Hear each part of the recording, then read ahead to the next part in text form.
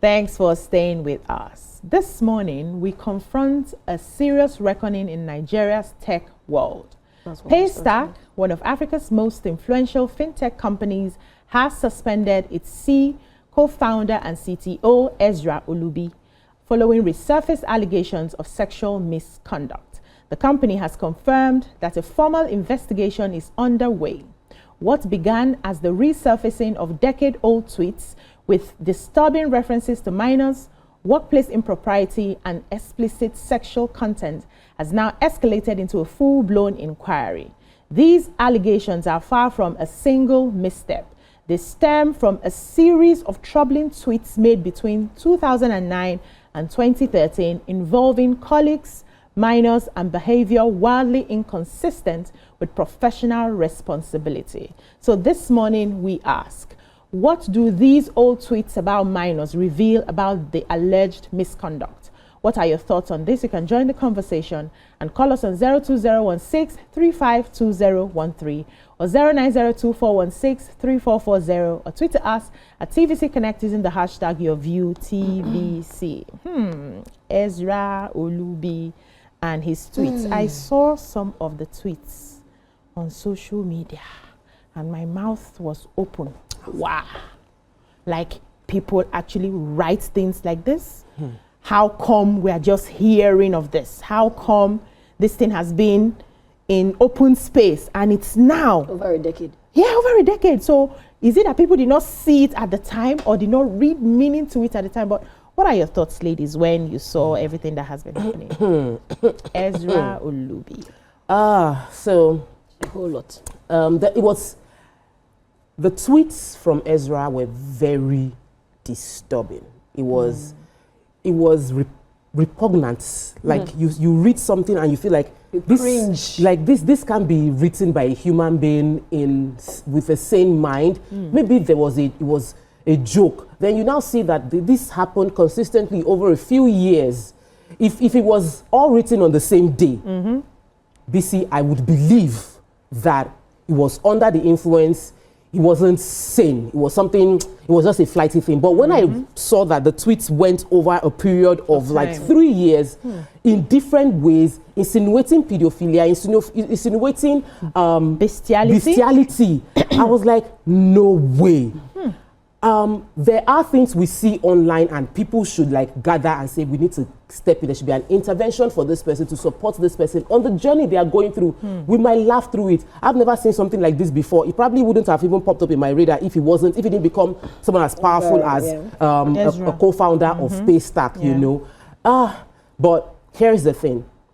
I feel that when we must guard our hearts, we must guard our thoughts, we must guard what we stew into. And I got home on Friday, had a conversation with my children about it, that see, I saw something online. Sometimes we type things without understanding the consequences of what we're typing. We type things to trend, but maybe not reality. Or we experiment things, or we see things online, or we watch videos and we want to experiment on those things. We had a full conversation that they were squeezing. I say, we must discuss this thing because I'll start from parenting, I'll start from community. We don't think if this thing that he typed was true, it will start from parenting, community, the influence of society, what is ethics, right from wrong. It's many layered, what our values are. And how can people condone things like this? Because allegedly they said the tweet only came out because he broke up with a girl. So we would probably have heard of this if he didn't. And the polyamorous relationship was public, and everybody just mute because person get money. Like there are many things that are wrong with this conversation, or with this tweet revealed that it is important for us to discuss it, not just on this table, but every parent, go and discuss with your children. Even if you have adult children, check in on them. Like, what are you doing? Don't go and embarrass yourself, because with great power comes great responsibility. Sure. And in recent time, we have seen that a lot of powerful people are not responsible enough to protect the power that they have. And when money comes in, it colors or exposes some of the indiscretions that people have, or their perverse nature comes out, because they can now fund those perverse nature that they have. It's really worrisome. It's really surprising. Of course, Paystack has said that, and said they've stepped him down from being in that role. But still, we need to discuss a whole lot more about the community around him that permitted this thing. Yeah. Okay. I think for me, when I saw the news, yes, to say it's disturbing is even very mild. It were triggering. You wonder that this is a son from a parent. Let's go back in time. And at what point did he lose it? You just begin to think like, was it a parental deficit? Did he face a lot of backlash growing up that turned him into this? Because I really want to believe that we mothers, we go into that journey of 9 months with prayers, praying for how our children should turn out, praying for a lot of things that even the ones we know and the ones we don't know, we just continue to pray into the future. But for a young man who is even very diligent at work, you understand, being the co-founder of Paystack as it may be, to me, it feels like all that glitters is not good. Like our people will say, it's a little leg me. There are many layers beneath being rich. And you really cannot tell because we all carry this face. And, you know, our tribe, maybe my tribe is very deep that they'll say the nose is so wicked that you cannot perceive a wicked person. And the nose will not even let you know. We all carry the beautiful face makeup, but when we get back into our closets, we don't even know what anybody is capable of doing. And saying somebody who interacts and interfaces with people on a daily. Now, the triggering post for me, if anything you like do with adults, that's your business because I want to believe it should be consensual. Nobody's accusing you of rape. But you know, having to do bestiality and minors, it's really now mind-boggling. And saying it publicly. You know, then the truth is that then, when it was Twitter, it wasn't for clout. No, of course not. It was for expression. It was for expression. People were expressive. People expressed how they felt. In fact, some people had dark Twitters. I don't know if you know about dark Twitter, who is more erotic, which is more as a is wild. That place is advanced Sodom and Gomorrah. I don't know why God is apologizing to those people because the things that happen here alone, you are wondering, how did we get here? Where did we lose it? And to say that Nigeria is a country of we're a country that value morals, and these morals have been swept off.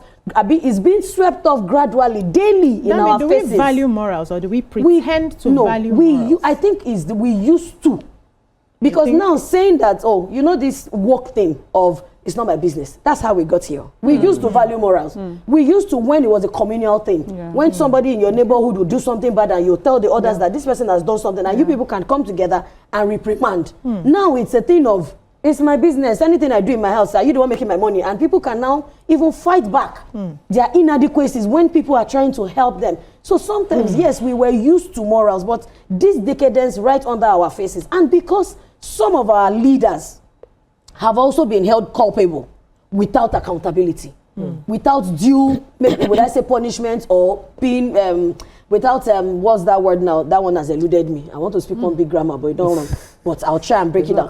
There's no accountability. There's no consequence for all of these things. So the young ones will feel that, and when they already have examples to point at, it becomes so who will bail the cat? So who is there to say you need to account for this? We're still hearing of a dynasty that there's basketballs in that dynasty of marriage and different allegations are flying. And we're here.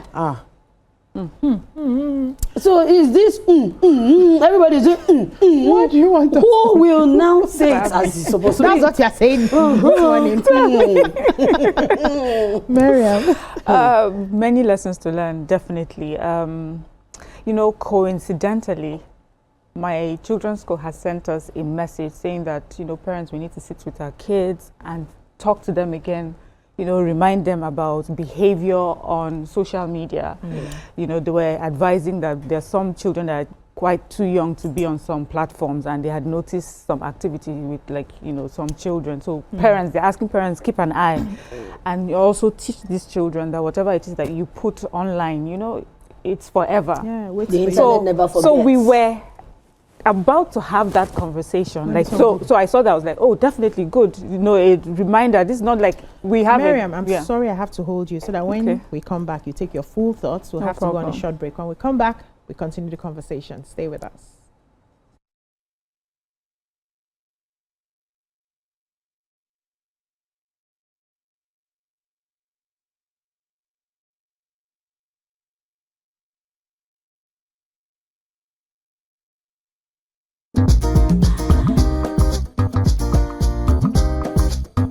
Stay tuned. Your View will be right back.